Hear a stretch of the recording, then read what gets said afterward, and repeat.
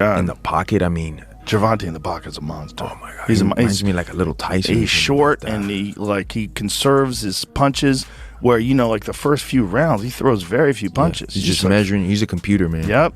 He's just getting the data on you, faking you, taking pictures of everything you do, and then like round 3, round 4, he starts. He's dialed in. He's slipping. Pop, pop, pop. Imagine walking into a circus where the clown is Jake Paul, juggling boxing gloves like he's about to reinvent combat sports, and then Joe Rogan pops up screaming, "He will murder you," about Gervonta Davis. That's not hype. That's a warning label stamped in neon. This isn't just a fight. It's a gladiator showdown between YouTube confidence and pound-for-pound destruction. So buckle up, because when Joe Rogan is sweating, you know something insane is about to go down. Giant Gervonta fan. I think that guy's so unusual. Yeah. His style's so unusual, and it's like patience. Yes.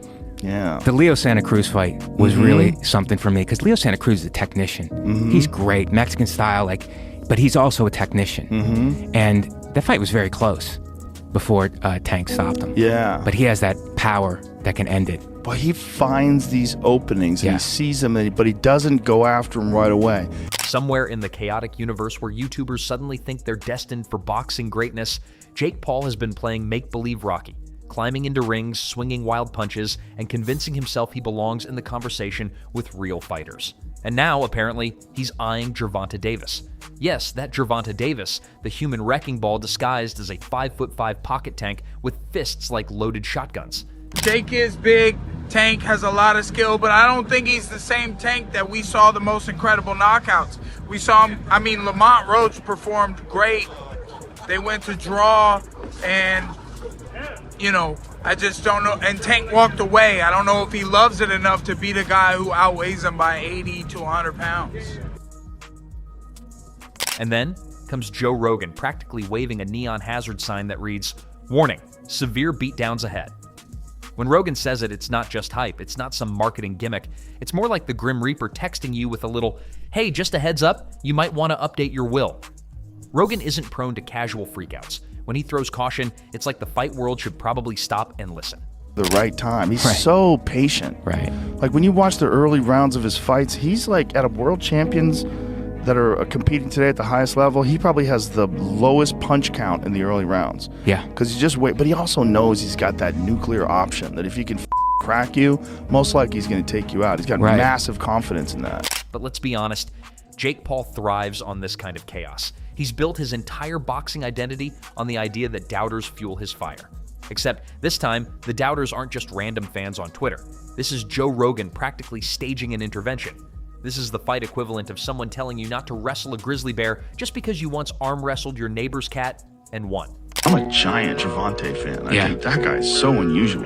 His style's so unusual, and his patience. The Leo Santa Cruz fight was really something for me, because Leo Santa Cruz is a technician, Mexican style, and the fight was very close before Tank stopped him. But he has that power that can end it. He finds these openings, and he sees them, but he doesn't go after them right away. He waits for the right time. He's so patient. Like when you watch the early rounds of his fights, he probably has the lowest punch count in the early rounds. But he also knows he's got that nuclear option that if he can crack you, most likely he's going to take you out. He's got massive confidence in that.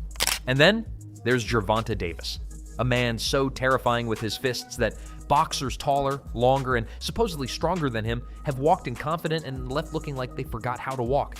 This is not some slow, plodding fighter.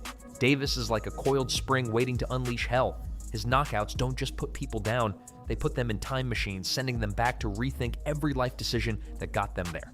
His nickname is Tank for a reason. Not because he rolls forward with brute strength alone, but because once he locks on, resistance is futile. He's small in stature, sure, but so is Dynamite. And Dynamite doesn't ask questions, it just explodes. Now imagine Jake Paul, 6'1", brimming with influencer bravado, thinking his size advantage is the golden ticket. Like Davis hasn't made a career out of breaking down taller opponents.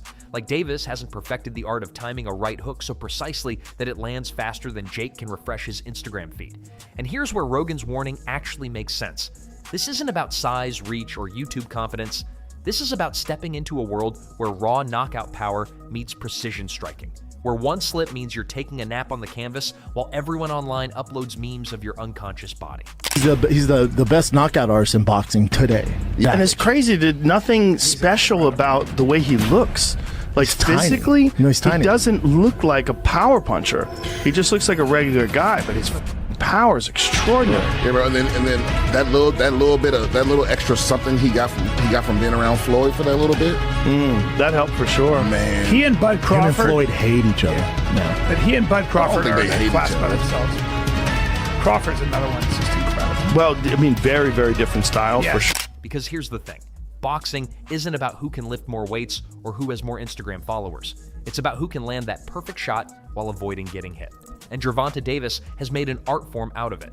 Jake Paul, on the other hand, has spent his time throwing haymakers that work great against guys who've spent the last 3 years on the golf course. Picture the fight for a second. The bell rings, Jake comes out confident, maybe even lands a jab or two. He's got that reach advantage, right? Then Davis starts reading him. The way a mathematician reads equations, the way a lion reads prey movement. Davis doesn't rush, he stalks. It's the truth disguised as comedy. Davis isn't the type of fighter you casually test yourself against. He's the final boss in a video game, the one you're supposed to save for last, not fight halfway through the tutorial because you got cocky. And yet, Jake Paul probably believes he's ready. Why? Because that's the Jake Paul brand. The brand of delusion that somehow, against all odds, keeps paying off. He's turned criticism into cash, turned doubts into dollar signs. He's walked into every fight with the world laughing at him, and somehow he's walked out with his hand raised more often than not. Gervonta Davis. Netflix is actually throwing this bout, and a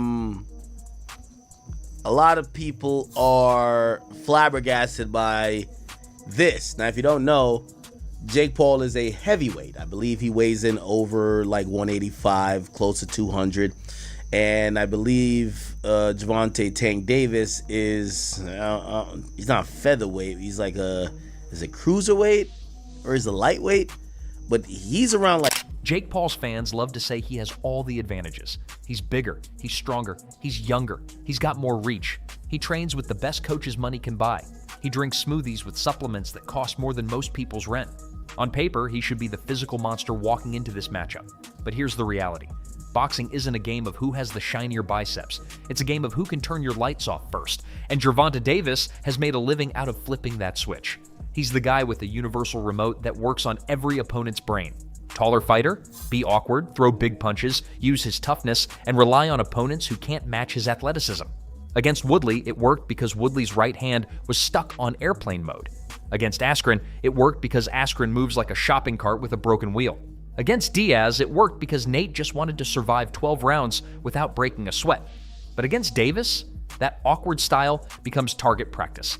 That toughness, cute but irrelevant when you're eating uppercuts from a guy who times them like clockwork. Any way you could, any realistic or legitimate way in your mind, you could see Jake Paul winning a fight against Tank? No. No way. Nope. Not a lot of people have talked about Jake and Not gonna cap with you, and he don't really like Tank. For him to say that, you could tell he really believed that Tank and people like him, because they are legit boxers. That size advantage completely neutralized when Davis slips inside, plants his feet, and detonates bombs. Jake can prepare all he wants, but there's no drill in training camp that simulates what it's like to get hit by Tank. You don't sparring partner your way into surviving that. And let's talk about precision. Jake throws punches like he's trying to swat mosquitoes at a backyard barbecue. Sometimes he lands, sometimes he doesn't, but the effort is there. Davis, on the other hand, doesn't swing unless he knows it's connecting. He's the surgeon of violence, the architect of knockouts. Jake may have the bigger frame, but Davis has the brain, the reflexes, the timing, and most importantly, the resume. He's dismantled champions, defended titles, and lived inside the pressure cooker of real boxing his entire life. Meanwhile, Jake has been busy fighting guys who were retired, semi-retired, or retired, but didn't know it yet. And the internet knows it. Oh, the memes have already started, and Jake hasn't even signed the fight yet. People are posting photoshops of Paul lying flat on the canvas, Tank standing over him like he's just clocked out of work early. One of the ways that they do that is they roll out Jake Paul. They rolled out Jake Paul against Mike Tyson. It broke Netflix. Jake Paul fought with Tyron Woodley twice. Big numbers. Jake Paul fought against Tommy Fury. Big numbers. Jake Paul, who I believe, and I have told you guys this time and time again, He's much better than people give him credit for. One, Jake Paul is not an amateur fighter, like some try to say. Jake Paul has money, so Jake Paul is getting trained by the best boxing coaches that money can buy. He's full-time boxing. There are a lot of people that say he may do some other stuff. It's not just fans clowning around, though. Even boxing purists are divided. Some are shaking their heads, saying this is suicide by boxing. Others are intrigued because if Jake somehow survives, or dare we say competes, it changes the entire narrative. And that's what makes this potential fight so intoxicating. It's not just about the outcome, it's about the spectacle of seeing whether Jake's delusion finally meets its limit. Because up until now, Jake Paul has been the king of writing his own narrative. Every time people said he'd lose, he didn't. Every time people laughed at him, he doubled down.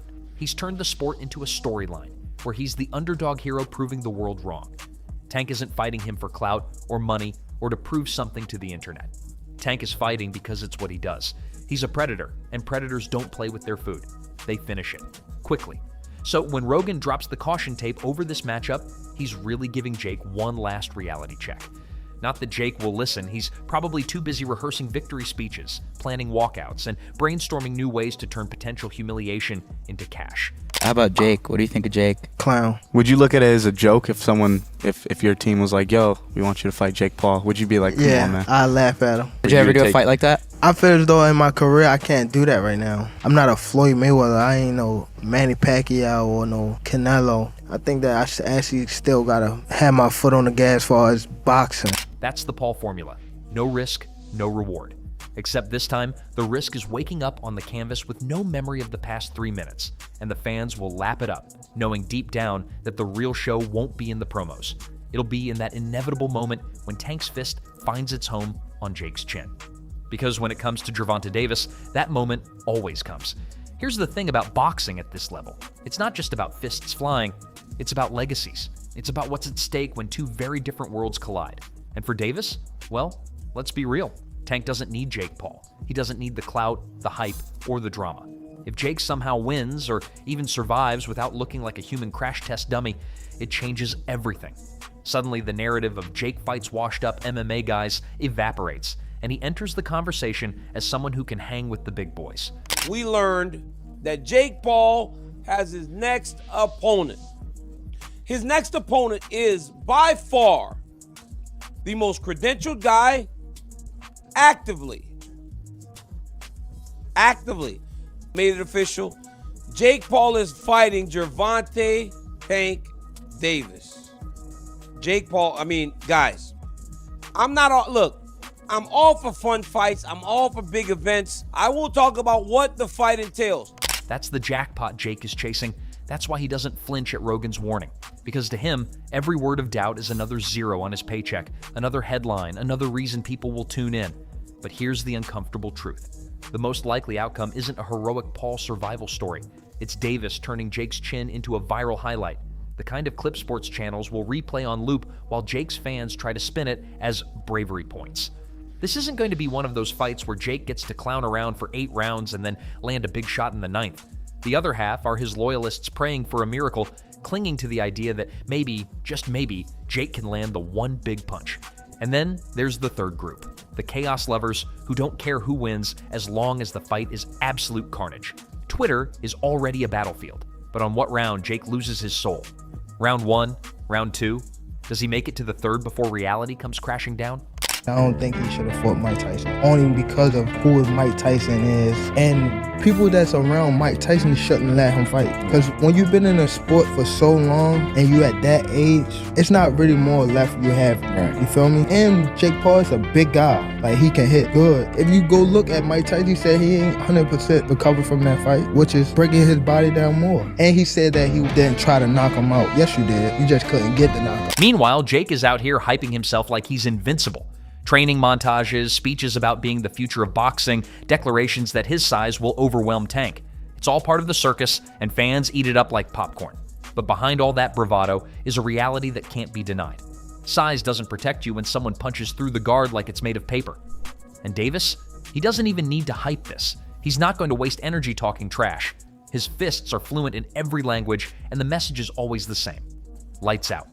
He's probably looking at Jake like an appetizer before the main course. It won't matter how many times he says, haters fueled me. The image of him unconscious on the mat will live forever. But if he wins, or even looks competitive, the ripple effect will be massive. He'll suddenly have leverage against every doubter, every critic, every purist who said he doesn't belong. His brand skyrockets. His paydays get bigger. His legacy shifts from YouTube boxer to legitimate fighter. That's the jackpot he's gambling for. The problem? To get there, he has to walk through a firestorm nobody has survived yet. If you do fight, what weight would it be at? 195. Oh, wow. So he would go all the way from 40 to 95? Yeah, I mean, it would be an exhibition. Okay. But, and so what does that mean? Is that 3-minute rounds? Yeah, 10 3-minute rounds. And when you say exhibition, like, what are the restrictions on that? No restrictions, just the fact that like we couldn't actually get it professionally sanctioned. And that's why Joe Rogan's warning rings louder than ever, because Rogan knows what happens when confidence collides with reality in combat sports. He's seen it in the UFC. He's seen guys walk in with bravado and leave staring at the ceiling. His words aren't about hating Jake Paul. They're about understanding what it means to fight someone like Gervonta Davis. It's not just a tough night at the office. It's potentially a career-ending miscalculation. Fans will tune in for exactly that reason. Or will he become another statistic on Davis's growing list of knockout victims? Picture it. The arena roaring, Jake bouncing around with swagger, Tank standing calm and collected like he's waiting to cash a check. The first punch lands. Maybe Jake grins, maybe he even taunts. Then the setup comes. Davis slips, counters, and suddenly the bravado drains faster than Jake's Instagram likes after a scandal. The crowd gasps, the commentators scream, and the internet explodes.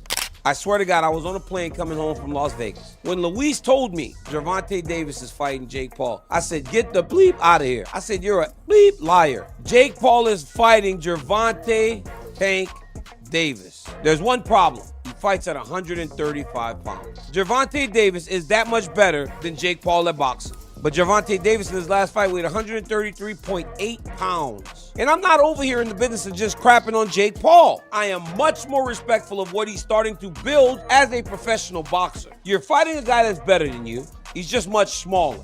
But that guy, because he's better than you... That's the scene everyone is waiting for. The chaos, the drama, the spectacle. Not because they hate Jake Paul, but because there's something undeniably addictive about watching confidence meet its breaking point. And so the story circles back to Rogan's warning. Not just a funny soundbite, not just a dramatic overreaction, but maybe the truest assessment anyone could give. He will murder you isn't hyperbole. It's shorthand for the reality of facing Tank Davis. So now the question hangs in the air like a left hook waiting to land. Does Jake Paul roll the dice on the biggest, most dangerous gamble of his career? Not because they expect brilliance, but because they expect chaos. And when chaos involves Jake Paul and Gervonta Davis, you can bet the ending will be unforgettable. So will Jake Paul walk out with his hands raised, or will he be carried out while Twitter throws a parade of memes in Tank's honor? That's the mystery. That's the hook. That's why everyone will tune in. Because in the end, whether Jake shocks the world or becomes a viral knockout, Joe Rogan's words will echo louder than the final bell. He will murder you.